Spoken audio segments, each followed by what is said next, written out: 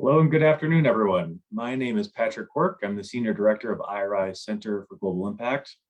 On behalf of the Institute, I am very pleased to welcome you to this partner session of the OGP Global Summit titled Dismantling the Kleptocrats Playbook, Democratic Responses to Transnational Kleptocracy.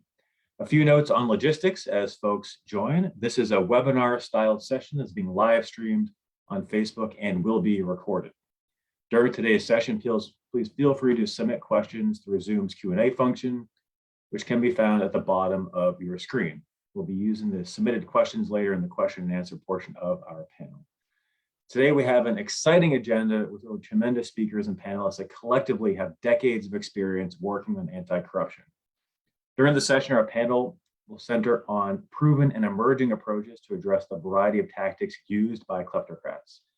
At IRI, we believe that pushing back against kleptocratic rule requires a multifaceted approach from democracies that harnesses their dual capacity to promote good governance and international cooperation. To kick things off, I'll look to IRI's president, Dr. Daniel Twining, for opening remarks. We'll then hear from Shannon Green, senior advisor to the Usaid administrator and executive director of the agency's anti-corruption task force, followed by our panel and Q&A. Over to you, Dan. Okay, thanks, Patrick.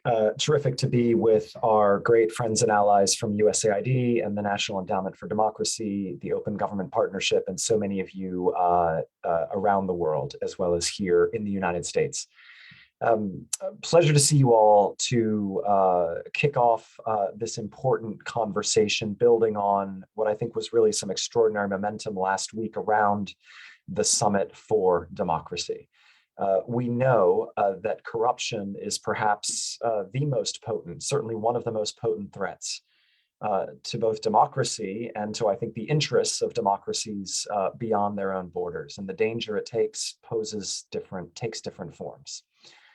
We know that corruption corrodes public trust and effective governance. It prevents equitable access to services, favoring the well-connected and harming marginalized communities. We have seen how autocrats use corruption to amass the resources necessary for them to remain in power despite lack of popular consent. This, of course, has enabled them to expand efforts to repress their political opponents and to commit gross human rights abuses. We have seen, certainly in the United States, how competitors abroad have weaponized corruption as a tool of statecraft, particularly the Kremlin, the Chinese Communist Party. We've seen them take advantage of weak accountability systems in many target countries to advance their own malign interests. In the last few decades, corruption, unfortunately, has taken on a new and more globalized transnational form known as kleptocracy. Transcending borders, kleptocrats use a myriad of tactics to amass wealth, consolidate power, and project malign influence beyond their borders. What that means is that today, in fact, corruption goes actually beyond the dangerous web of practices within a country's borders that includes things like bribing, misappropriation of government resources, and nepotism. Corruption has become a transnational threat, a threat to all of us, no matter how strong and resilient our own democracies and our own societies. So recognizing these dangers, the Biden administration, I think quite correctly and prudently and appropriately, has elevated fighting corruption as a core national security interest of the United States. We commend them for doing that. Reflecting this focus, last week's Summit for Democracy featured countering corruption as one of the three main topics for greater global cooperation. Just before the summit, as many of you saw, and as some of you were part of, the White House released its first U.S. strategy on countering corruption, which in no small measure includes my colleague Shannon Green's visions and insights. We'll hear from her in just a second from USAID. But the new strategy, as you will hear more, includes taking additional steps to reduce the ability of corrupt actors to use American and international financial systems to hide assets and launder the proceeds of their corrupt acts. As we look ahead, we really must agree that only a sound and evidence-based understanding of the symbiotic relationship between authoritarianism and corruption, which the strategy appropriately highlights, will help the United States push back against kleptocrats and defend democracy all over the world. So I'm proud of my IRI colleagues that we have been working to understand and counter the threat of kleptocracy and corruption for a long time now, in fact, for decades, understanding its direct danger to democratic practice. We look forward to applying this experience in partnership with the US government to help implement the new strategy.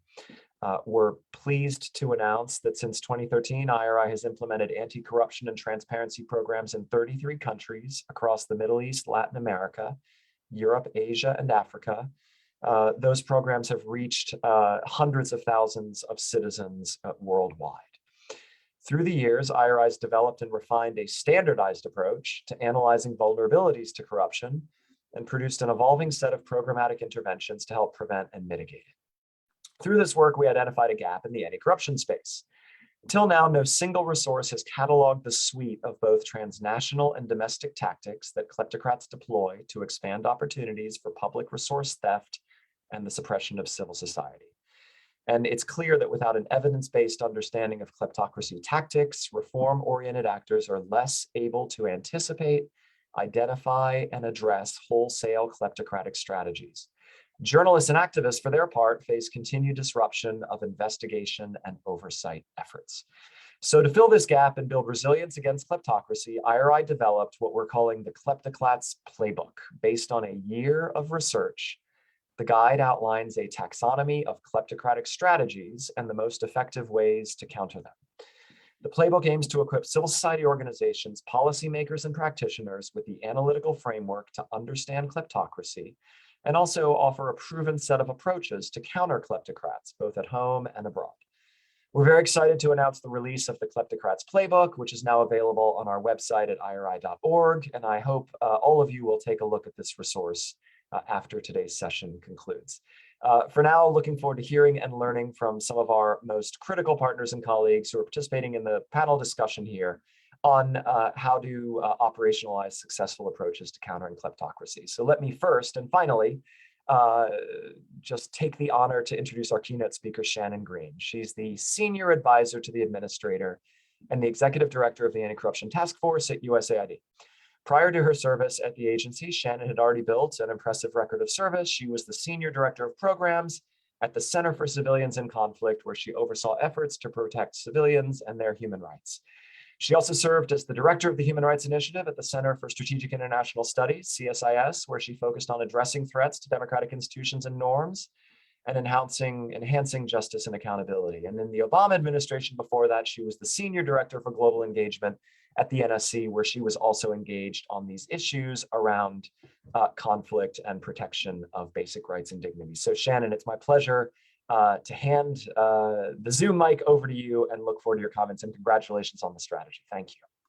Thank you, Daniel, and thank you, Patrick. And thanks to all of IRI for holding this event today. And congratulations on the playbook. I think it's really going to be a huge resource for all of us in trying to figure out how to counter this phenomenon of kleptocracy. So I'm just very happy to be with all of you today. 2 months ago, along the leafy Washington blocks of Embassy Row, the morning quiet was punctured by an unusual sight. FBI agents swarming the house of Russian oligarch Oleg Deripaska. The raid of Deripaska's 23,000 square foot home came 3 years after Treasury Department sanctions were imposed on him for allegedly engaging in bribery, money laundering, and extortion, among other crimes. When Deripaska bought the mansion in 2006, the Washington Post called it one of the most expensive home sales in the history of the city and one of its most mysterious. The house was purchased for $15 million in cash, anonymously, by a company incorporated in Delaware. This type of financial secrecy, which enables global kleptocracy, is a challenge addressed head-on in the historic U.S. strategy on countering corruption, released by the White House last week. In it, the administration acknowledges that as the world's largest economy, the United States bears significant responsibility for addressing gaps in our own regulatory system and in working with our allies and partners to do the same. And already the administration has hit the ground running, issuing last week a proposed beneficial ownership rule and launching a new regulatory process to curb illicit finance in real estate.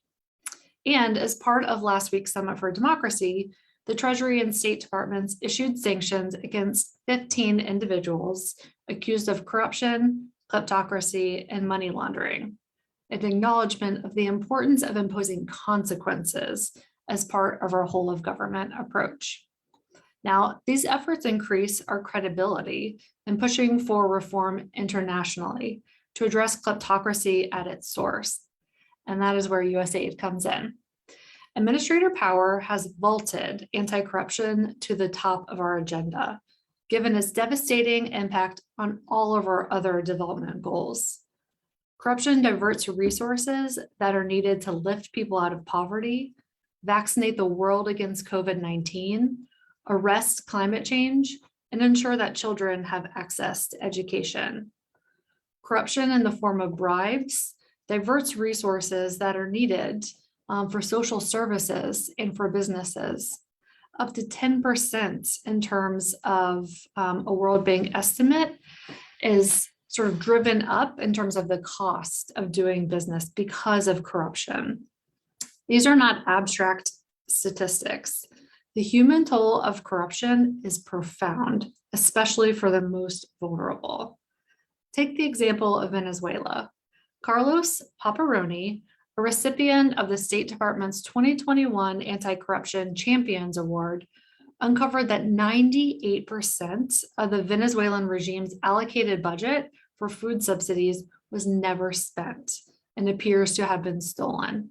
This is happening in a country where 90% of the people subsist on 2 meals or less per day. Now, last week at the Summit for Democracy, fighting graft was a central theme, and that is because of the existential threat that it poses to democracy. As highlighted in IRI's new Kleptocracy Playbook, corruption has become the latest weapon in autocrats' arsenal. Rigged elections, unchecked conflicts of interest, and campaigns bankrolled by foreign oligarchs all scramble the DNA of democracy, skewing who gets into office and the decisions that they make once in power. For instance, we have seen the Kremlin bribe foreign judges to aid in complex money laundering schemes and funnel dark money to political candidates and parties, all in hopes that those individuals will adopt positions that align with the Kremlin's interests once they get into power. As our administrator put it last week, where corruption flourishes, democracy withers. Yet, corruption can also be the Achilles heel of dictatorships, brewing a stew of public discontent that could boil over at any moment. In 2019, a record year for global protest, more than half of them were driven by frustrations over corruption, 6 of which led to changes in government. So given all this, how is Usaid approaching the problem of kleptocracy? The starting point for us is getting the analysis right. Designing effective programs requires an in-depth understanding of the local actors and their incentives, and in some cases, disincentives for engaging in reform. This is important when assessing whether our counterparts have a true commitment to reform and to addressing corruption, or instead are a part of a corrupt enterprise that has captured the levers of state power. So at Usaid, we're both ramping up our analytical capability and improving information sharing across the US government so that when we're engaging in these countries, whether it be with our assistance or diplomatically, we have a common operating picture across the entire US government of the corruption risks that we face. And then we're making sure that we're strengthening our decision-making processes to account for those risks so that we don't inadvertently exacerbate those corruption dynamics or sort of shift the balance of power to a certain node within that network. We're also strengthening our safeguards at Usaid, which are already quite robust, to try to insulate our assistance as much as possible from corruption risks in the very dynamic environments in which we operate. Secondly, at USAID, we're deepening and pivoting our programming to better address kleptocracy and its transnational links. On Thursday, the administration announced a bold new suite of programs as part of the presidential initiative on democratic renewal. Many of those were directly related to combating the transnational dimensions of corruption.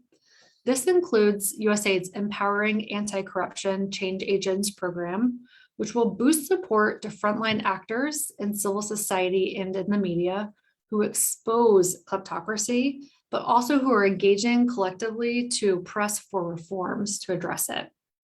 We're also pairing this support with support to help them operate safely, because we know the risks that local actors face when trying to address corruption and kleptocracy, including through a new global defamation defense fund for journalists.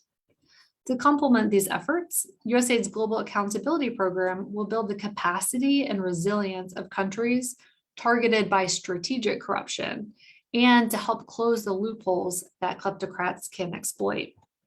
And then finally, our Anti-Corruption Response Fund will surge support to either seize windows of opportunity to go after corruption or to respond to heightened risks or threats of corruption, as we've seen during the COVID-19 pandemic.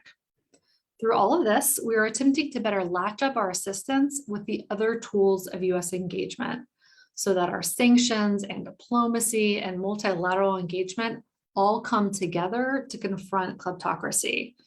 We talk about it as kleptocracy is a global phenomenon. Therefore, we need an equally nimble, global networked approach to combat it. So of course, that means that this is not work that the United States can do alone. Our efforts must be guided by the leadership and insights of local actors and through bolstered international mechanisms like the Open Government Partnership.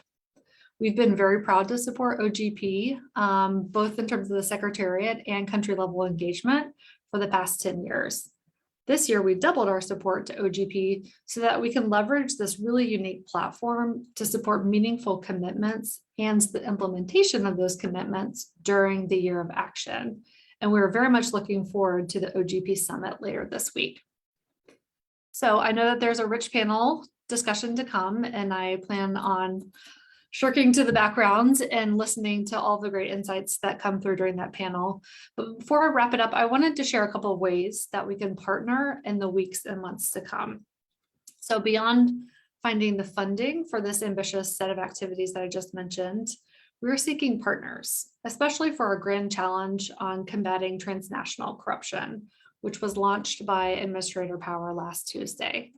The grand challenge is really going to allow us to bring together key partners from the private sector, innovators and problem solvers from all over the globe to identify opportunities to root out corruption in global supply chains and to detect and act before kleptocrats are able to move their ill-gotten gains out of the country and into vehicles in the United States and elsewhere where it could be very hard to reach and to recover.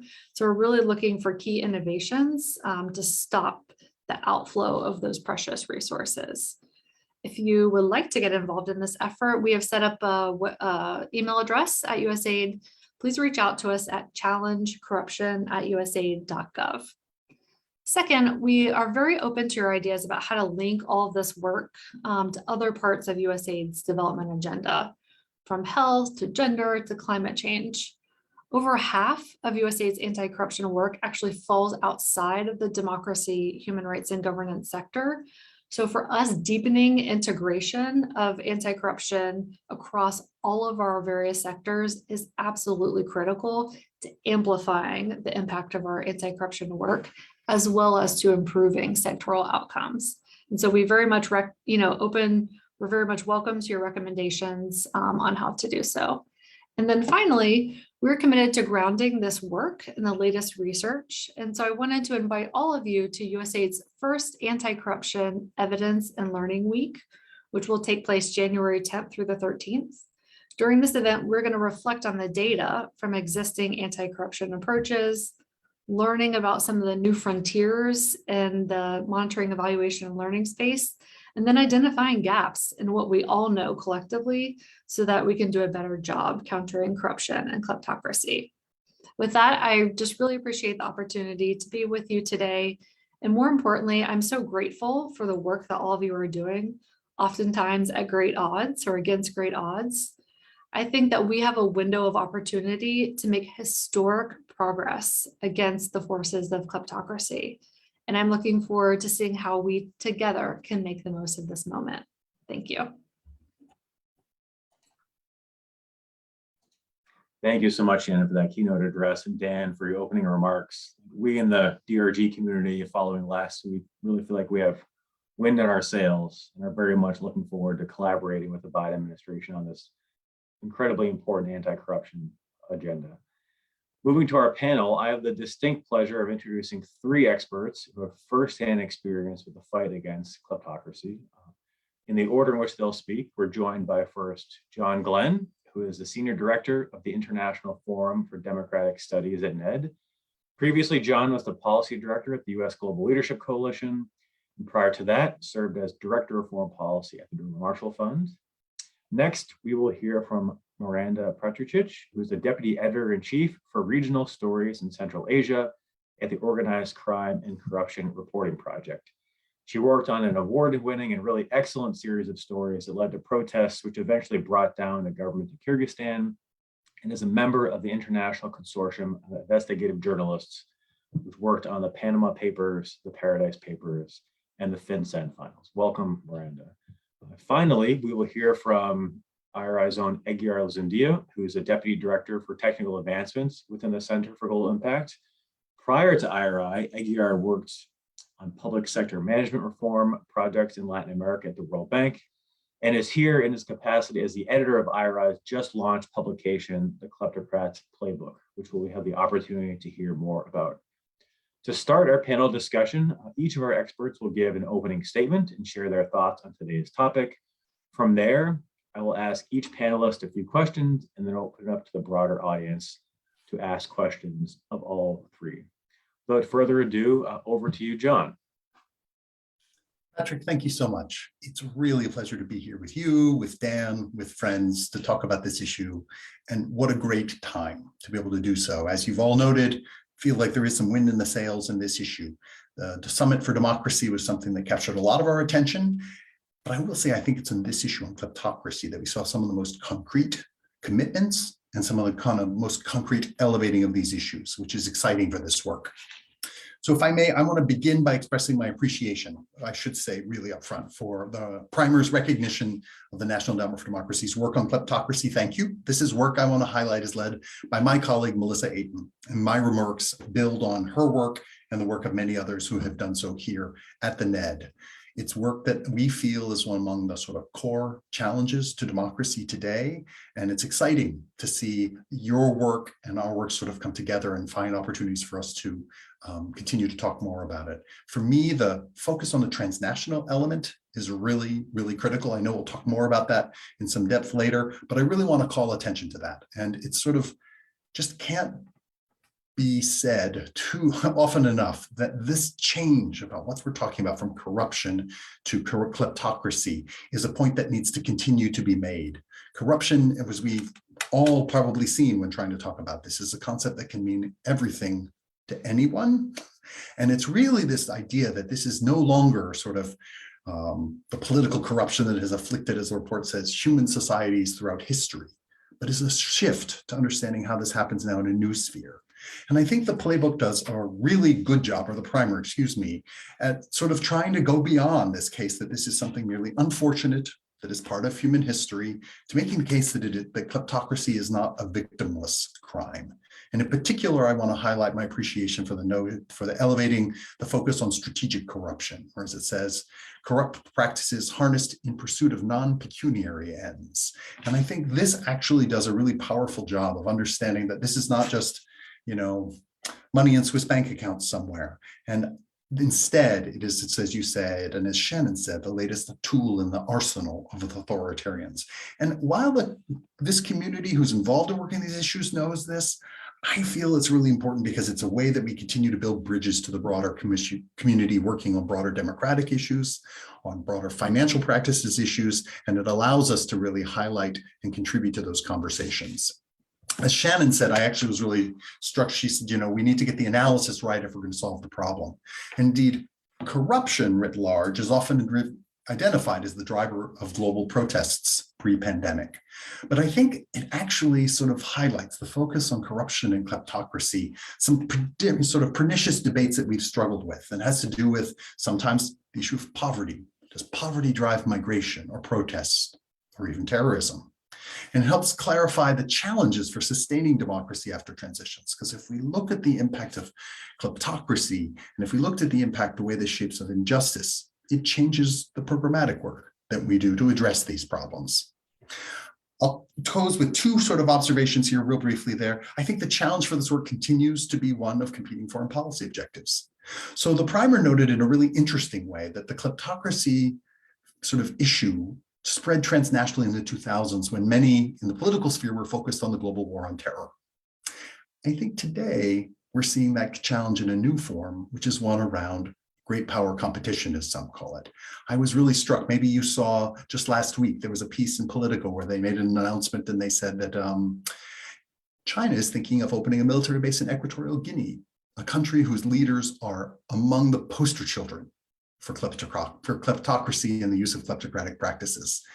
But as the Political report said, that so worried the administration that it sent Principal Deputy National Security Advisor John Feiner to talk to them to reject China's plan, and presumably accompanied with the offer and the promise that there would be no sanctions anytime soon.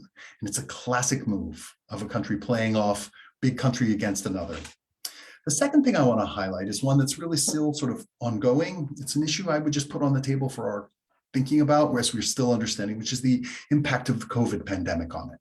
I mean, it's been widely observed that the pandemic has created a pretext for authoritarian leaders around the world to introduce new powers and authorities. These can be powers that may appear transitory, but now if we're thinking about, we can see towards the end of the pandemic, I think it bears a clear eye. I remember very well civic activists in Hungary noting that even though the Orban regime rescinded its decision to be able to rule without parliamentary oversight, it did not rescind the authority to do so, creating new powers that could be used at a later date. Similarly, this question about the future of the economic downturn, creating conditions whereby financial resources from authoritarian regimes become more attractive because of people the need, relating to the reputational laundering issues and risks that the primer identifies. So with that, that's just set the stage. It's mostly one of appreciation for the work that's been done in there, for the framing of this issue as transnational, for making the case that this is actually a crime that is in our national security interest, and hopefully laying out a couple of issues that I look forward to talking about in a little more depth in a moment. Great, thanks so much, John. Over to you, Miranda. Thank you so much for having me. And I want to first start by congratulating US for deciding to take on a leading role in the fight against corruption.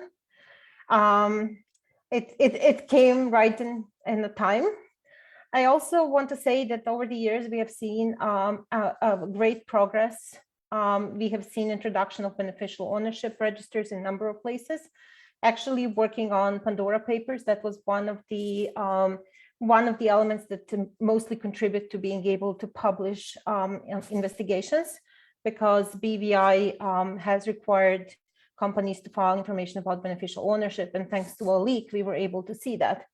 But also at the same time, what I'm seeing is that these great introductions come with loopholes.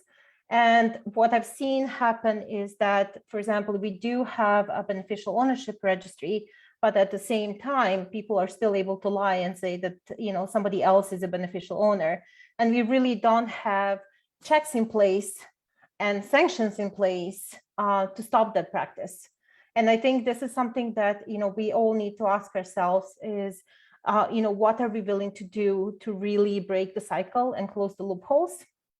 I think as long as, we've been mentioning, banking secrecy and, the fact that, we still have money laundering on a great scale. We do still have kleptocrats and dictators able to move money through different banking jurisdictions.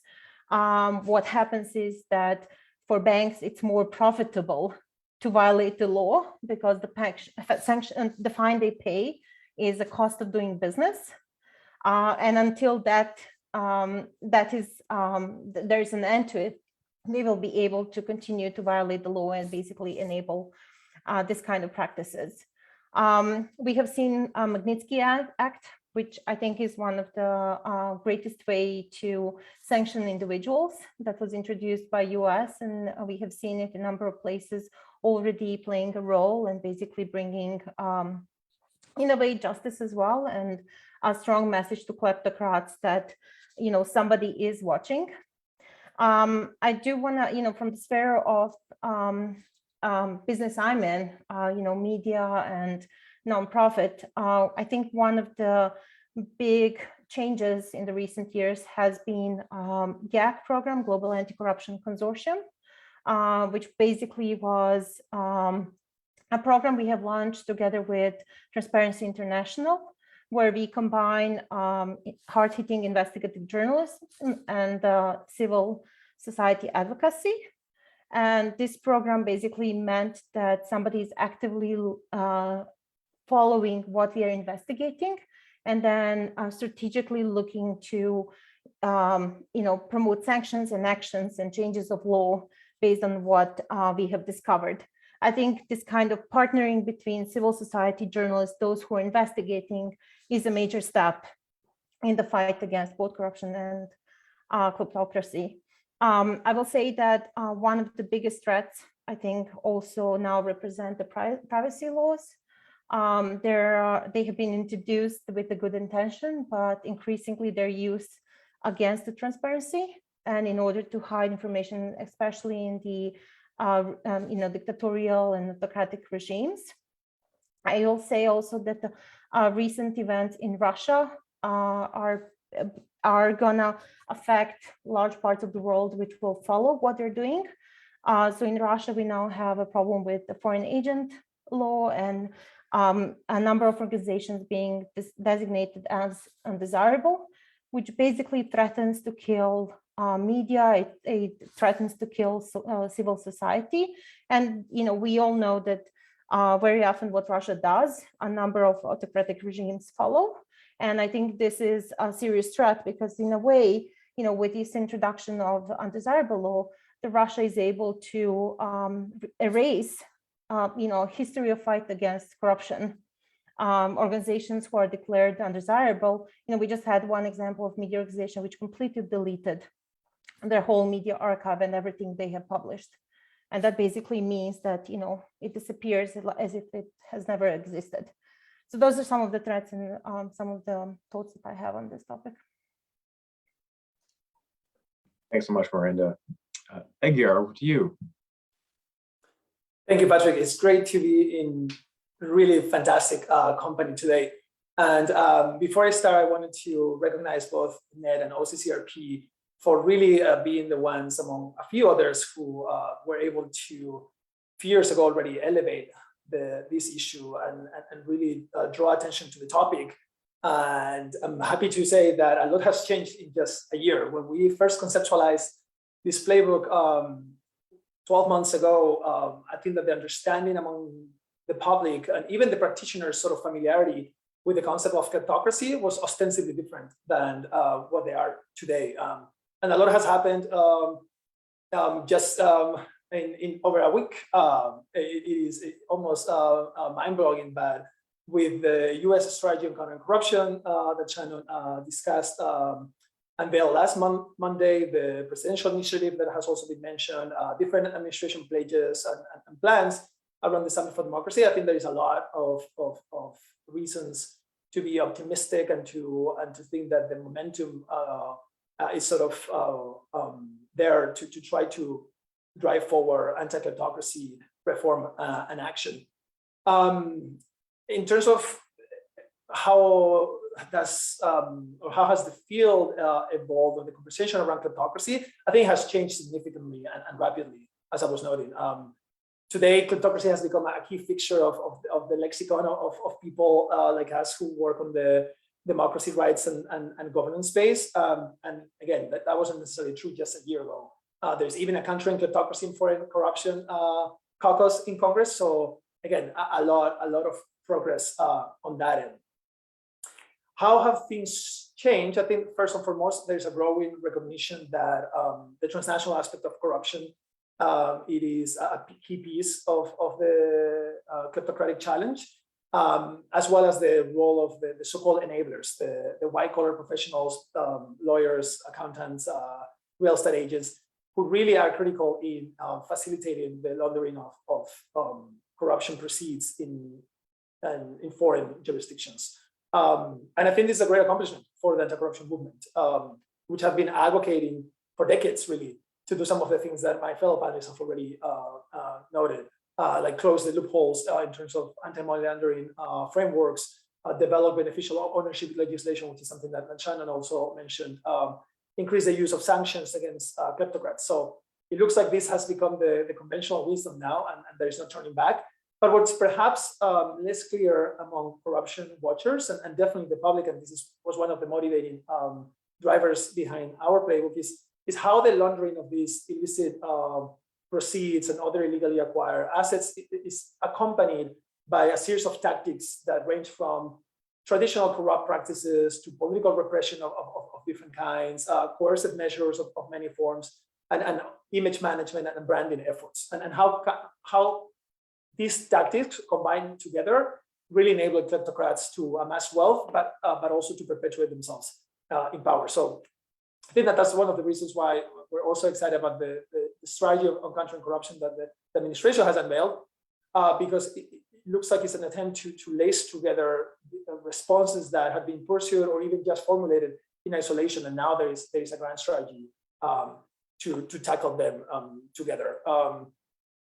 So in terms of what are some emerging trends that we're seeing, and my colleagues have already touched on some, but let me just focus on three. The first one, John mentioned it, is the increased use of strategic corruption as a means to pursue political objectives. John mentioned the reports, the intelligence reports flagging that the Chinese government might be interested in establishing a military base in Equatorial Guinea, but there's so many examples of other uses of strategic corruption, both by CCP affiliates, but also by other countries like Russia and Qatar, who do these not to enrich themselves, but to pursue other types of objectives. For instance, with the questionable awarding of international sporting events, and as well as other reputational laundering attempts. The second trend that I wanted to highlight is the blurring of the lines between public and private that occurs in kleptocratic systems. One significant feature of kleptocratic patronage networks is their propensity to blur the lines between public, private, and even the criminal sectors. It is not only entirely possible, but often the case that in some kleptocratic regimes, you can have someone be all at once a major shareholder in a state-backed business, a government official, and an organized crime kingpin. So that's sort of another trend that we're seeing. And the last one is a little related to this. It has to do with the scale of the money being stolen. Obviously, corruption has been around for a while, and it's not uncommon to have bribery cases involving millions of dollars. That's always been a phenomenon. But in recent years, we're talking about billions of dollars now. So the scale is really balloon and reach a different level. And examples of these are the 1MDB scandal in Malaysia that involved the alleged siphoning of $4.5 billion from Malaysia's National Development Fund.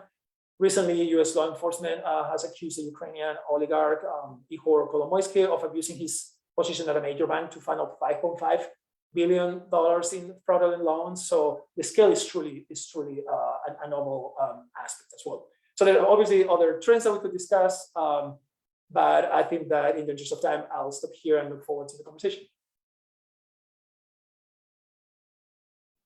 Thanks so much, Aguiar, and the three of you for those initial thoughts. Lots to chew on, and a lot of consensus around the scale of the challenge and optimism around the increased response from the international community. What I'd like to do now is go back to each of you in the order that you spoke and ask a few follow-up questions, starting with John. So John, once an issue confined by borders, corruption, as you noted, is a transnational phenomenon, truly now. So to that end, in Ned's experience, why are transnational responses necessary to successfully counter kleptocracy? What does Ned's work tell us about this? Thank you. I mean, obviously, the starting point for the Ned in some ways is the range of grant making that we've been doing for years to civil society activists around the world. And it's that vantage point of seeing these patterns and the interconnected nature of it. As I said, I do really want to reinforce that the primer does a very powerful way of showing how kleptocratic actors operate around the world. And I think it makes the case that a globalized challenge requires a globalized response. And I really valued the way that there was a focus on sort of local and then highlighting the transnational. At some level, I found myself struggling still with the way we come up with the language that we talk about this, because it's still so easy to fall into the idea that as if kleptocrats are sort of bad guys in places like Russia who park their money in good places like democracy, because in part it's true. But, and when the report says the urgent question for democracies is what can be done to protect their own institutions from the corrosive effects of transnational corruption. And again, I think that's true. But the challenge for this field is that some measure, it's easy to miss the point that transnational kleptocracy operates the way it does due to the participation of democracies. It's not just what kleptocratic leaders in Russia and Central Africa are doing to democracies. It's what democracies are willingly participating in that is helping to fuel authoritarianism overseas and erode our own institutions at home, despite the powerful examples, whether it's the US Kleptocracy Asset Recovery Initiative, UK Persons of Significant Control Register. As my colleague Melissa Ayton said to me recently, she said, democracies aren't just victims of kleptocratic rulers, they're often willing accomplices. And so I find myself thinking, how do the domestic and the transnational elements interact? And how can we set it up so that they indeed reinforce each other? And I think this means that this report is a really powerful step forward in how we think about kleptocracy differently.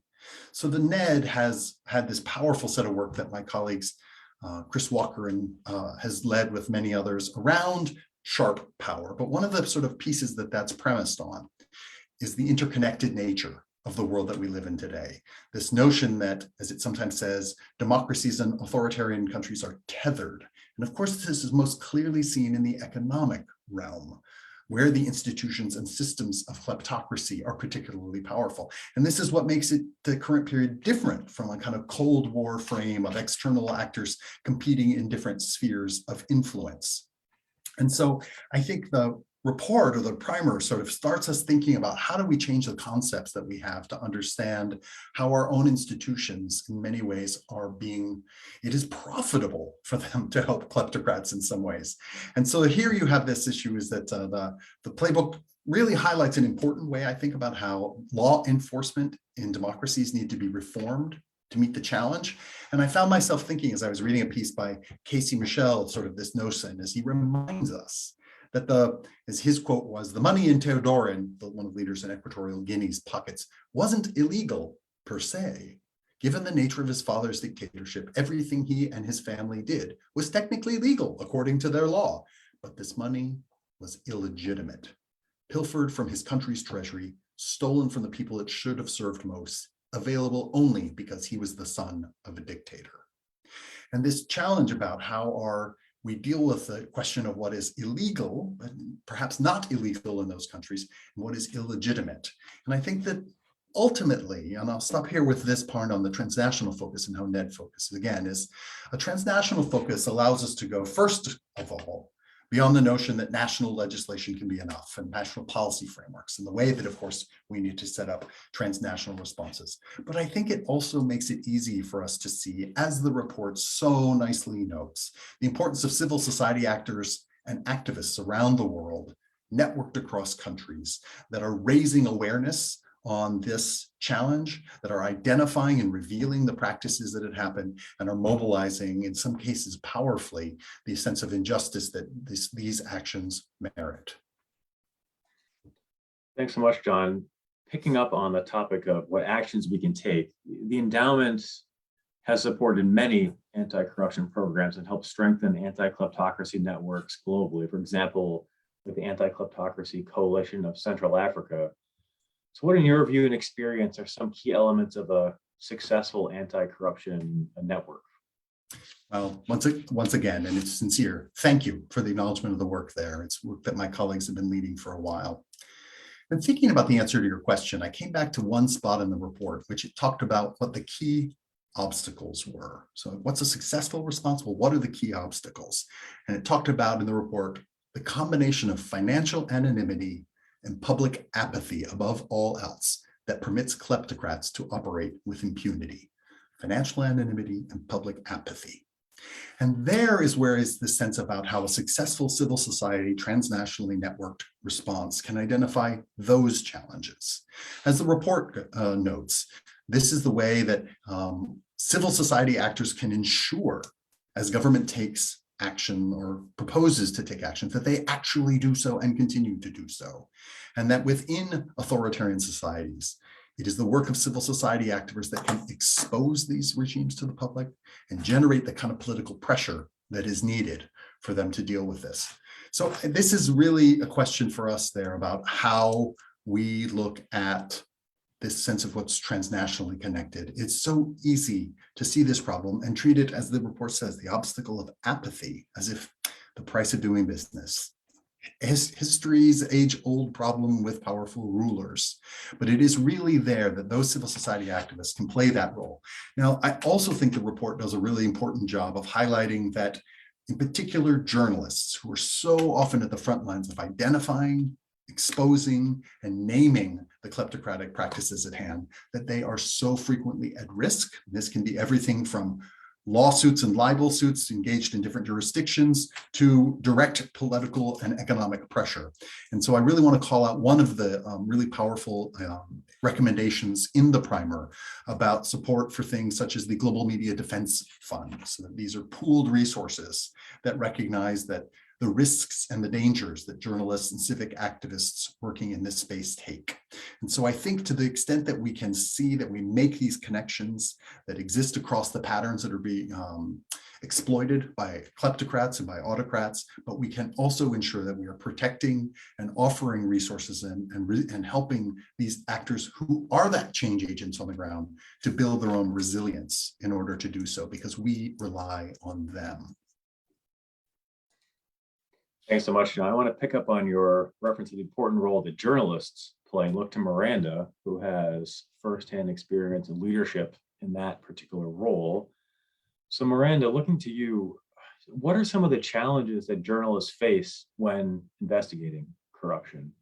And what kind of support from the international DRG community would be most effective in augmenting your work, if any? I will start by saying that, over the course of past decade, I have investigated stories at the time when my colleagues were in jail. I have investigated stories in order to send a message that killing a journalist will not stop a story. And I think it really speaks of the threats that journalists increasingly face at this time. Investigating corruption is a very risky job, especially if you're actually a reporter on the ground in one of those countries. We see everything from, changes in legislation in order to stop and prevent reporters from access to information. We see, straight on refusals to provide information, even if legally reporters should be able to obtain it. We see threats, and not just the threats from organized crime figures and mobsters and people like that. We see that the leaders of the countries are threatening journalists directly. Myself, years ago, I was for the first time called enemy of the state. This is a very normal practice in many parts of the world for journalists to be characterized as enemies of the state.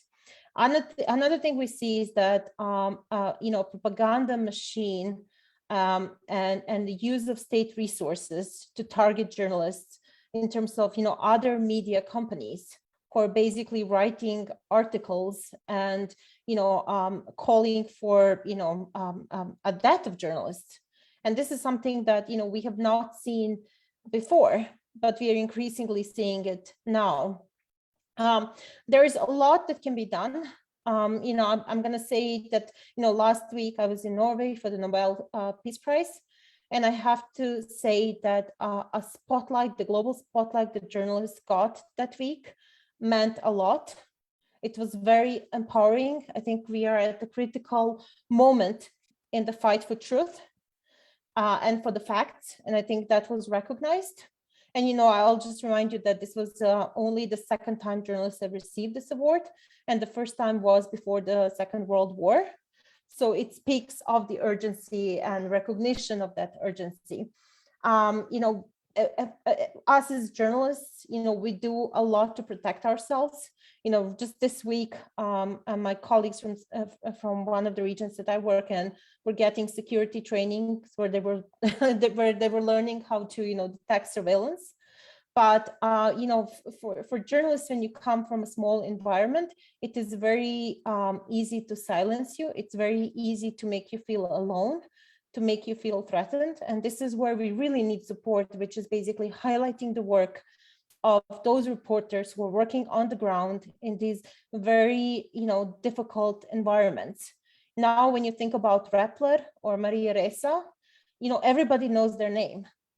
And that gives them, in a way, a security. It gives them a shield. It tells them a message. You're not alone. Yes, you're targeted, but there are people who are following your stories, who are trying to take action. They're trying to give you support. So that's one way. I think another way is to speak up about the corruption issues that the reporters are uncovering. What the government wants to do is that they want to basically stop reporting from spreading. They don't want public to learn the truth. So that's why in many places, independent news organizations are blocked. Public does not have access to the stories.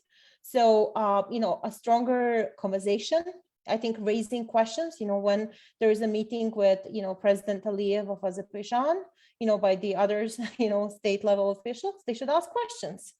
And, this is something we don't see so much, but it's something that, should happen because that's, we don't have, for example, in my case, I've been reporting a lot in Azerbaijan and I've never received a response from Azeri government. They have never been accountable for what we have been uncovering.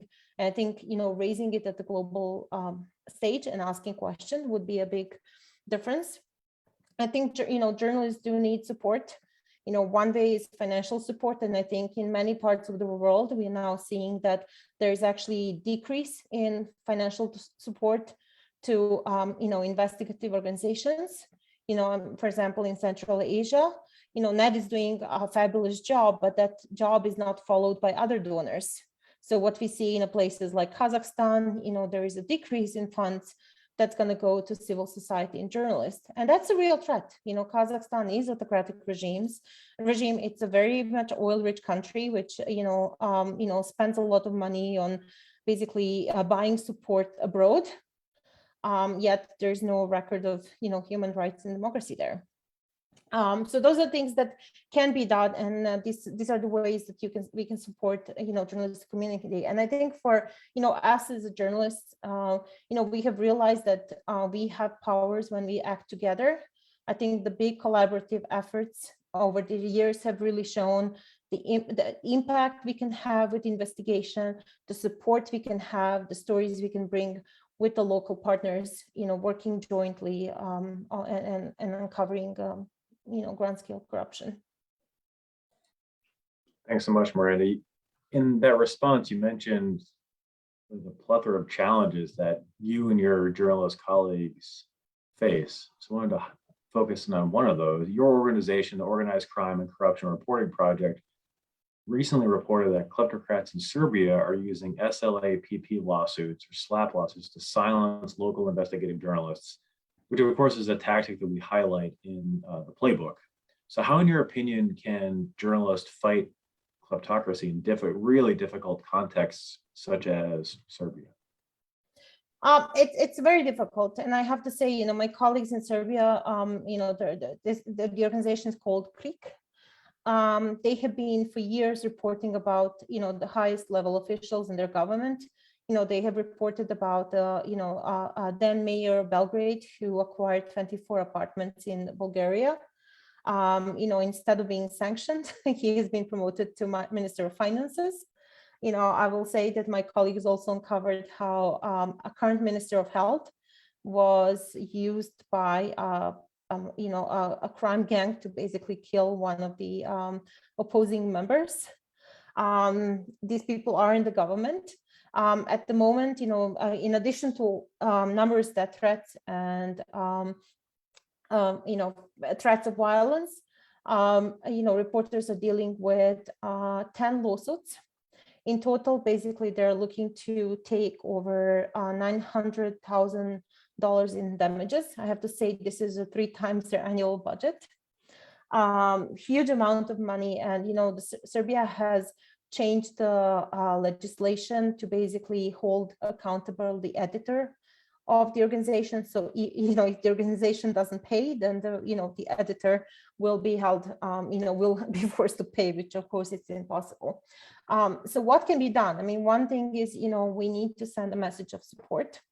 A thing to note is that most of these people who have sued KRIK are basically people who are very close to the president, Aleksandar Vučić.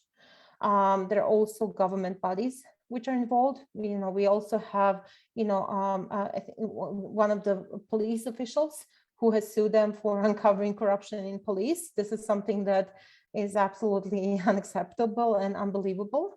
I think there should be a stronger emphasis on, rule of law and judiciary. One of the big problems and one of the reasons why we're speaking out about this is that over the past several years, the government has changed judges, and especially the courts, which will be deciding on the lawsuit faced by KRIK, which basically means that the judgment might not be impartial, and that actually they could be convicted where they shouldn't be convicted. And I think what's happening and recommendation and the action that US is going to take about creating a global fund, that is incredibly important. In addition to spending countless hours defending themselves, KRIK is actually spending way too much money on, defending themselves. My organization, we have been sued in London, and just to basically defend ourselves, we have spent incredible amount of money. Unfortunately, we had pro bono lawyers who were willing to step up, but not every organization is lucky enough. And just the one lawsuit like this can completely kill the organization. So I think, what is really important is that, the pressure works. Pressure from, international community does work. Support from, colleagues and other members of civil society does work. And it's important to basically point to this and send a message that this kind of behavior is not tolerable.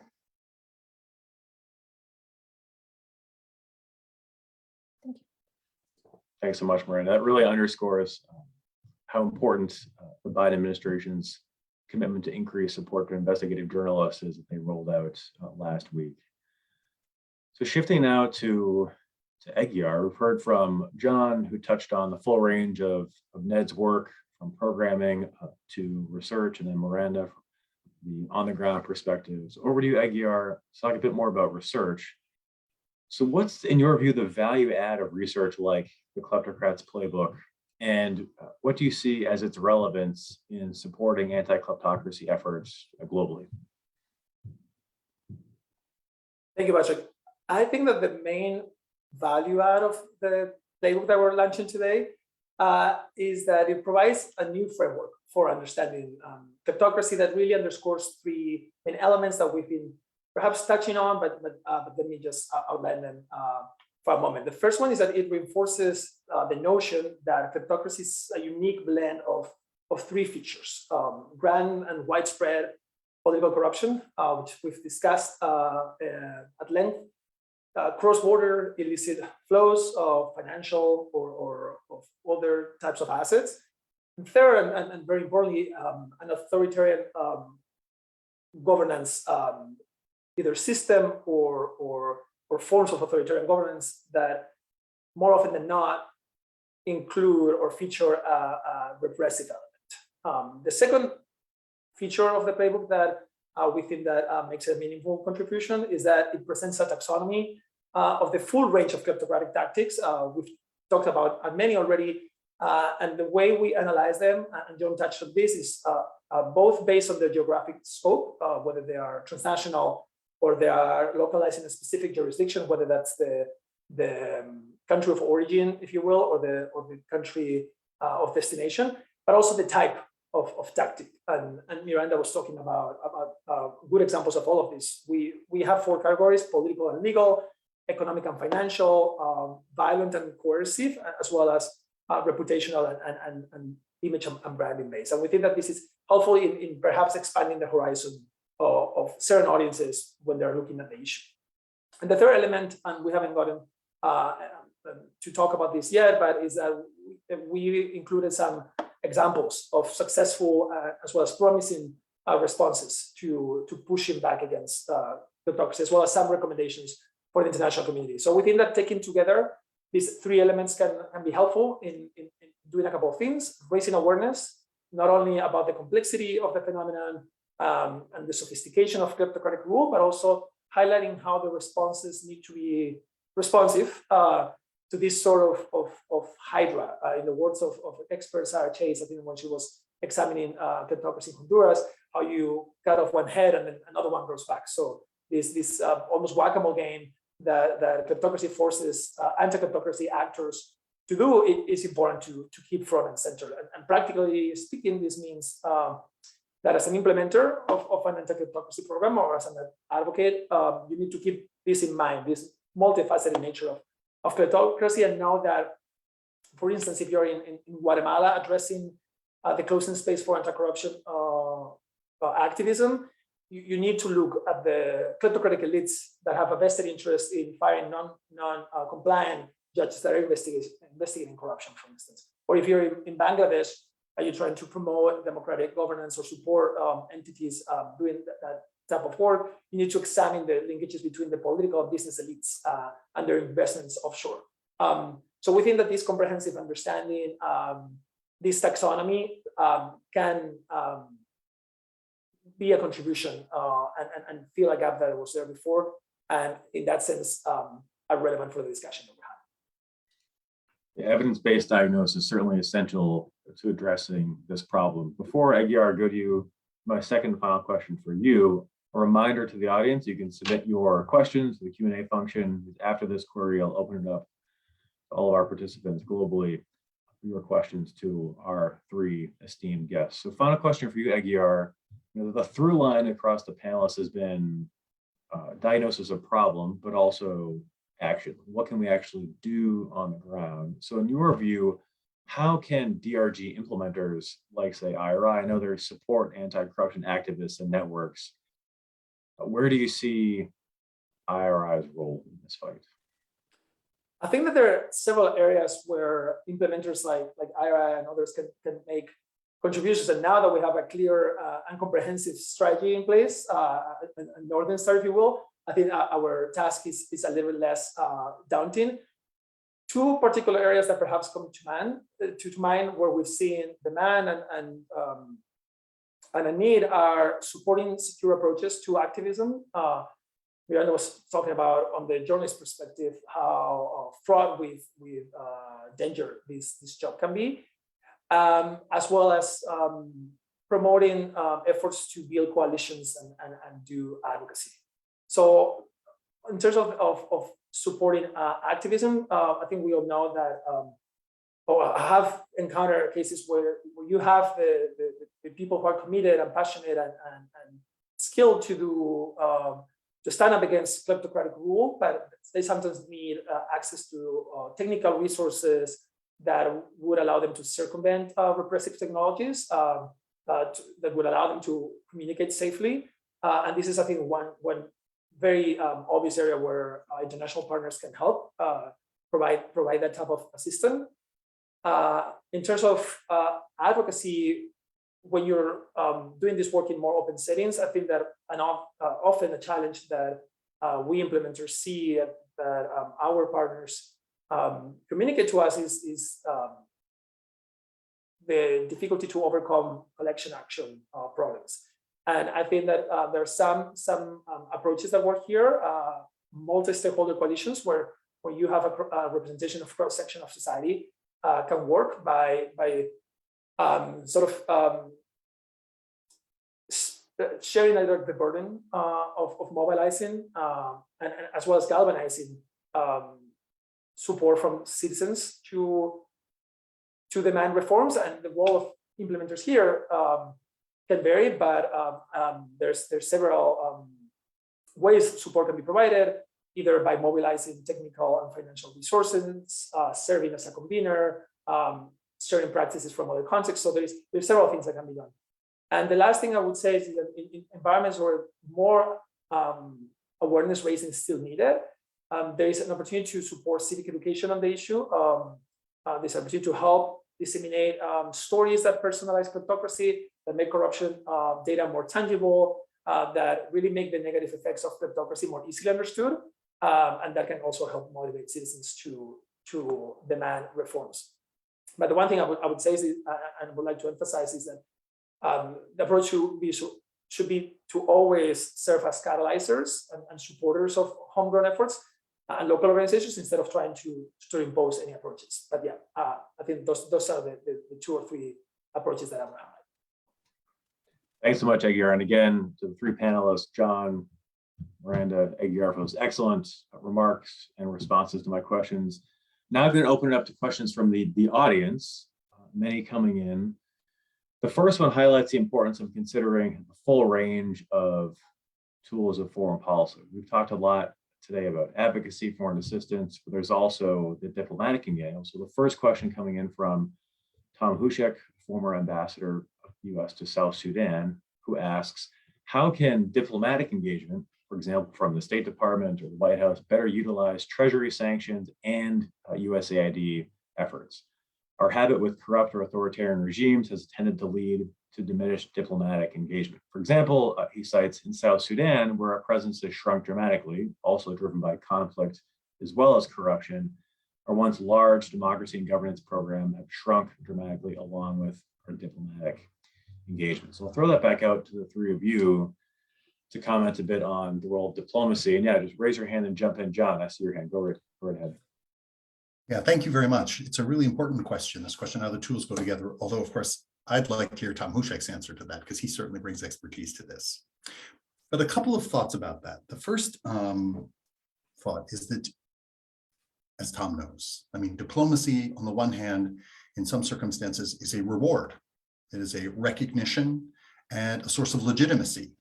And on the other hand, it can be a vehicle of punishment, depending on whether it's private or public. And I think that any good diplomat knows the challenge of balancing between those roles, between conferring a legitimacy to an authoritarian leader versus delivering messages about this. But when he asked his question, it sparked my memory of a paper I want to highlight that to you all that came out with the NED, called To Catch a Kleptocrat by Tutu Alicante, Lessons Learned from the Bien Malaki Trials in France.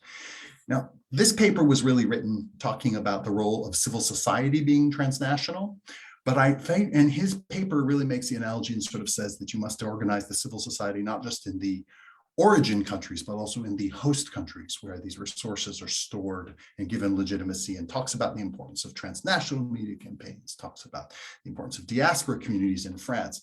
But it strikes me as a paper that it bears thinking about from the question about diplomacy, because indeed diplomacy is not only bilateral. You know, if we think about the role that diplomacy may have certain challenges inside what we could call our origin countries, about how you balance the reward versus the punishment side of these things to the extent this is involved.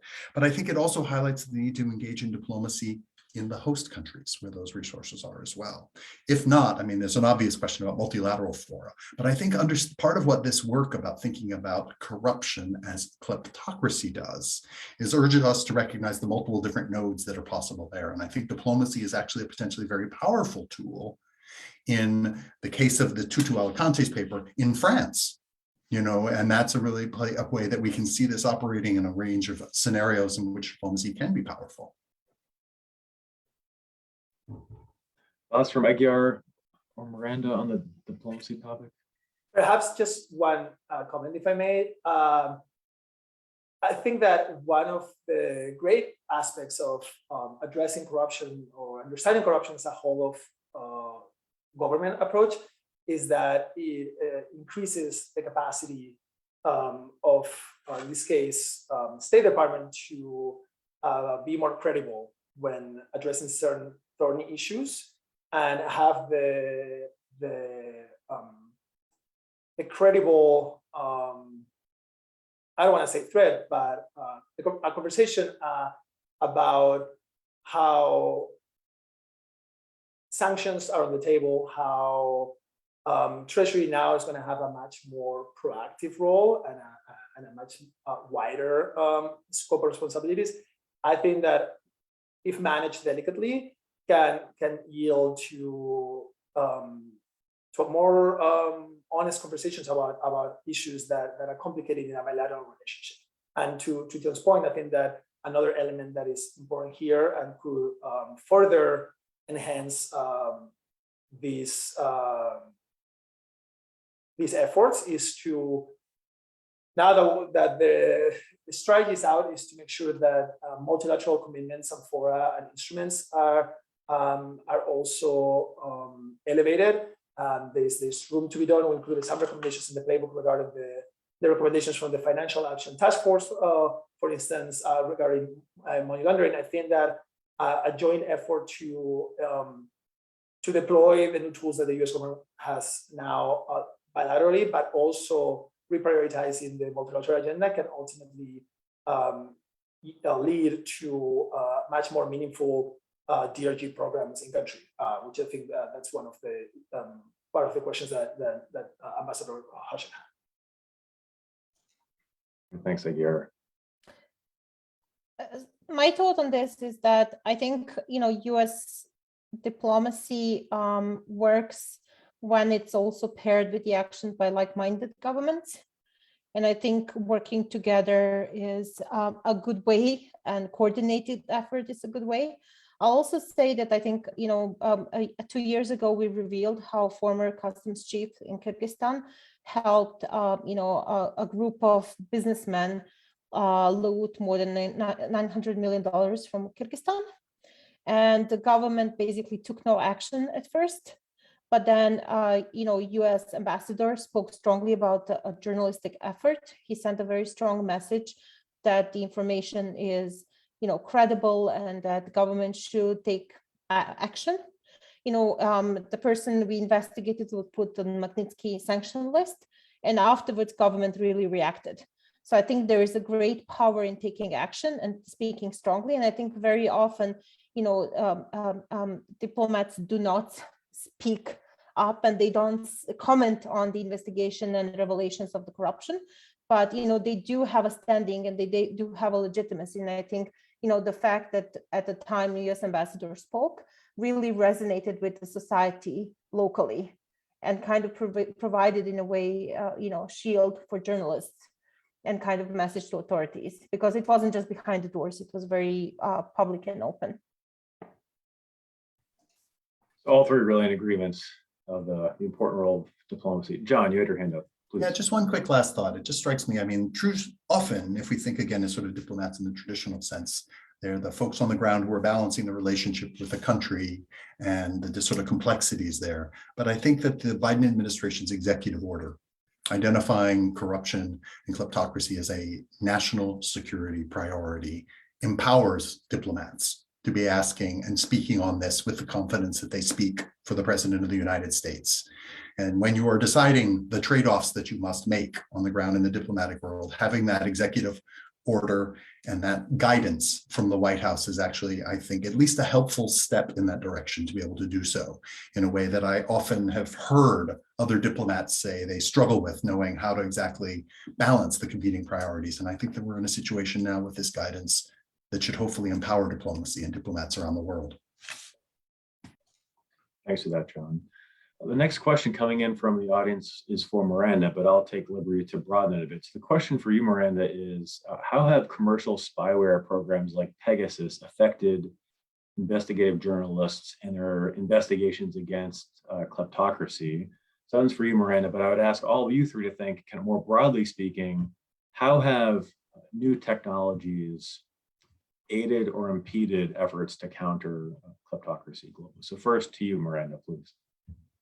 I unfortunately, not only that I'm aware of Pegasus, it was something I have reported on, and also had a sad moment of having to tell a friend and very courageous reporter from Azerbaijan, Hadija Ismailova, that she was one of the most targeted journalists from Pegasus. It is very scary because, you know, a lot of what we do, we try to operate in secrecy.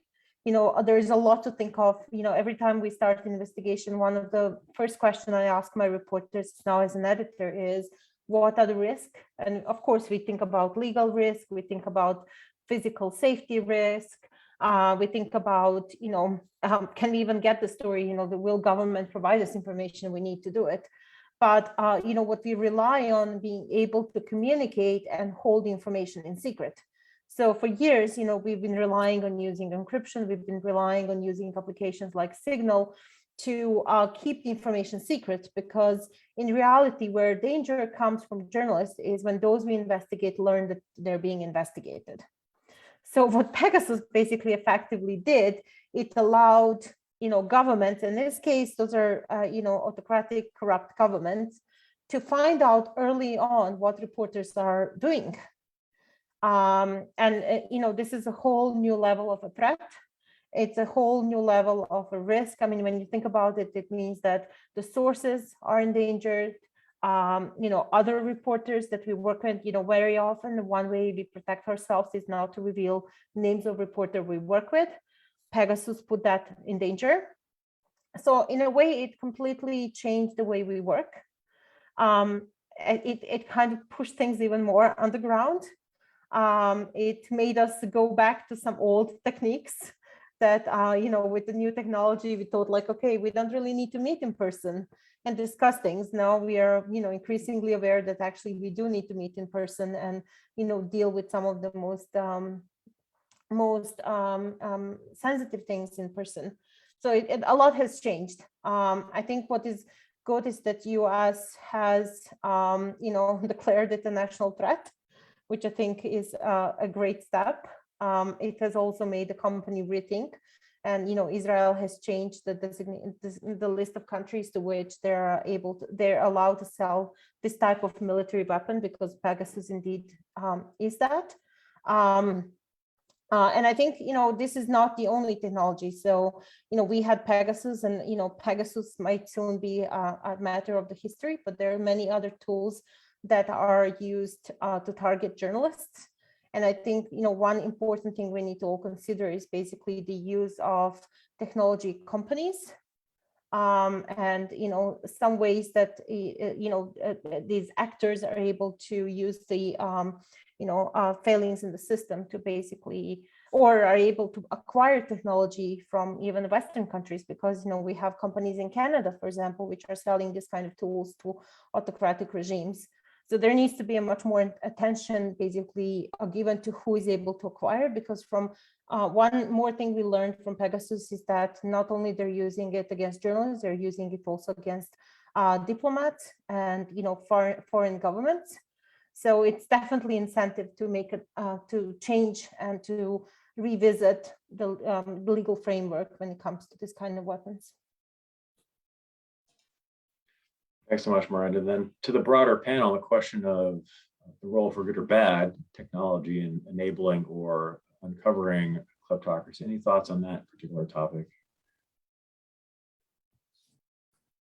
I'll add merely, I think that many people are grappling across a number of spheres about the role of technology. And when your playbook identifies that financial anonymity and secrecy is one of the challenges that we face in this field of kleptocracy, it highlights the way that technology that have been used to insulate activists and political journalists from control or from access from authoritarians can also be used, of course, to hide there. And so I think what that question does for me is highlight that we need to safeguard new technologies, to develop norms, institutions, and policies that must have a transnational hook to them, that can try to make it more likely that the new technologies are used in ways that respect human rights and democracy, rather than more likely to enhance the power of autocrats.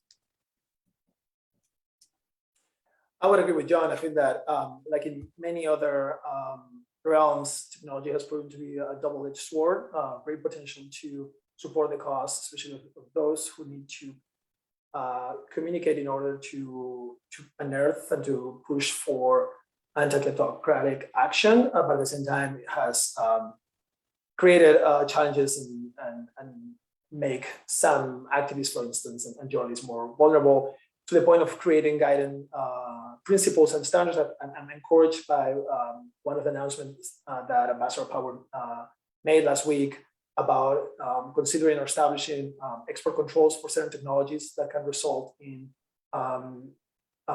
weaponized use against activists or democratic champions. So that's probably the starting point to make sure that at the very least, we're not actively or just by omission allowing that technology that is developed, in this case in the US, is then used to prosecute or to threat or to in any other way compromise the safety of anti-corruption and other human rights and democracy activists. Thanks so much. Next question to the broader group coming in is, what are ways to align or better coordinate democracy, rights, and governance funding and assistance of programs with research, and in particular, tap into local initiatives against kleptocracy? Any thoughts on this from our three panelists?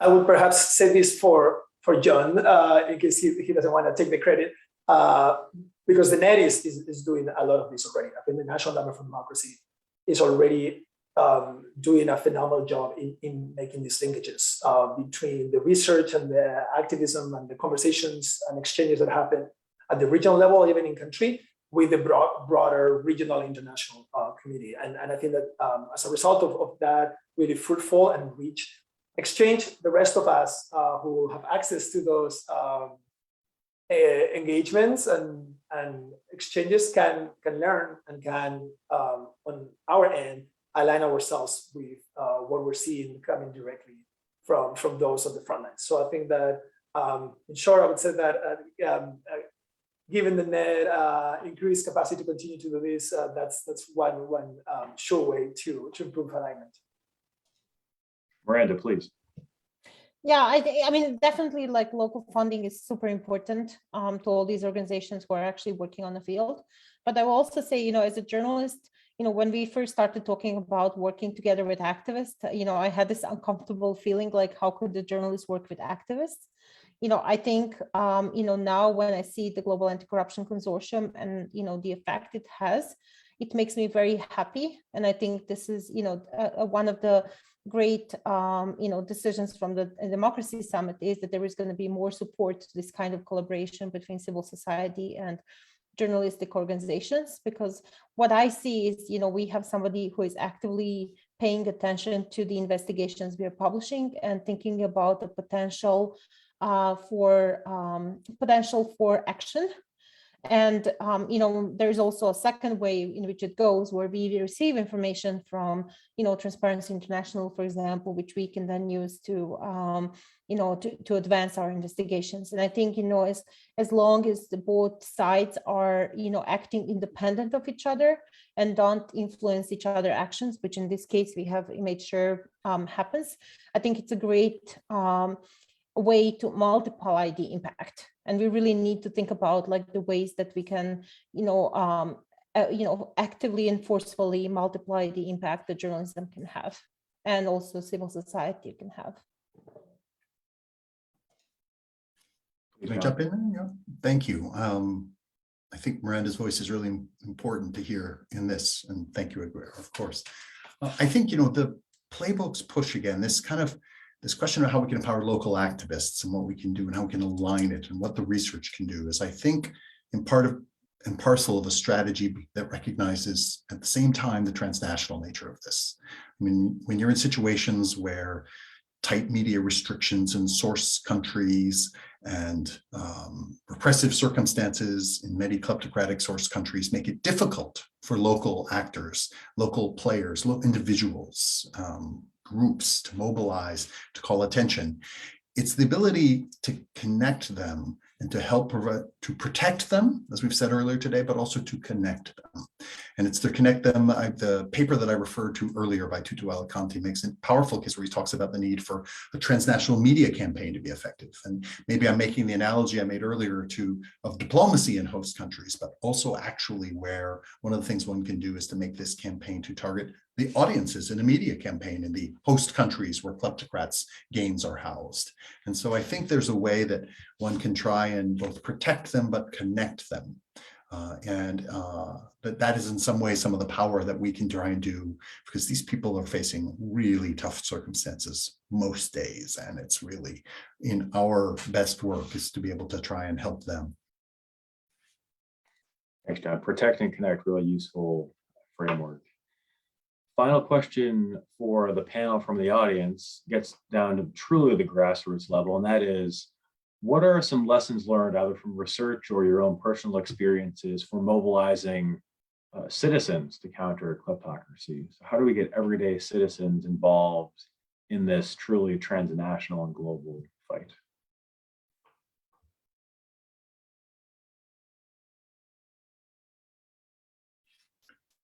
The information and the challenge of apathy are so profound hurdles in a lot of this space, this sense that this is something unavoidable, nothing really could be done about it, is I think actually we've seen it is the power of the work like the Pandora Papers that can mobilize broader sentiment and broader understanding. Making people aware of what is actually happening is a first step to connecting it there. And then indeed showing that there are avenues where there can be cases, and using what you might call success stories to show that progress can be made. This is a complicated battle. Rarely is it decisively won, but it's the ability to sort of show that educate and engage and increase awareness on the extent and the nature of the challenge, of what's really going on, but then also be able to use examples to show people as a signal, not only to citizens really, but as a signal to other autocrats that we're paying attention and we're watching. Information, incredibly important.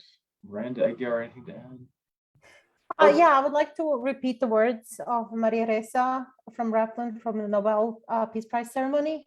I think they resonate strongly with me, and I feel this is something that is very strong. Basically, it brings it home. She said, without facts, you cannot have truth. Without truth, you cannot have trust. Without trust, you have no shared reality, no democracy, and it becomes impossible to deal with our world's existential problems. And I think this kind of like sums, what we need to take action in the ground. And I think this is something where, we've seen autocratic leaders, what they try to they're trying to mix realities. They're trying to say that journalists and those who speak truth are not, our enemies and are telling lies. And, public does not have a way to figure out who to believe to. And, so we need to build on truth and promote truth. And the importance and critical nature of truth is a good point to end on. We're almost at time. So with that, I wanted to really thank all of you, our panelists, for a lively, enriching discussion. And again, to our opening speakers, Dan and Shannon, what a privilege. In today's session, we touched upon the multiplicity of tactics that kleptocrats use to gain wealth, power, and impunity. We also heard directly from those of you working to fight corruption on the challenges that CSOs, journalists, and activists face when they're trying to counter kleptocrats. IRI as an institution is committed to overcoming these challenges hand in hand with all of you and strengthening our anti-corruption programming with the help of our partners globally. To conclude that, I'd like to again, to encourage all of you and our listeners to read IRI's new report, the Kleptocrats Playbook, after this webinar. As mentioned, the playbook's taxonomy offers really a comprehensive examination of kleptocratic practices to date, and just as important, lessons that lawmakers, practitioners, civil society can apply to prevent and counter kleptocracy. With that, I'll again thank all of you, our panelists, our speakers, and our audience members, and end today's session. Thank you again, and hope to see you soon.